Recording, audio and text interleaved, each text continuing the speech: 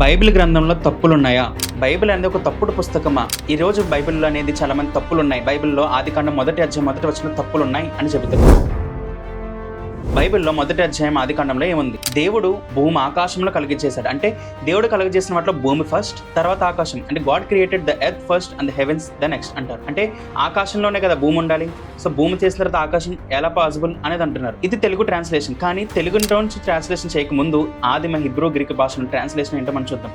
The first translation అనేది గ్రీక్లో మనం చూస్తే ఎనార్చే ఎపోజిన్ హోథియోస్ థోన్ ఔరనోన్ కైతెన్గెన్. అంటే the God created the heavens and the earth.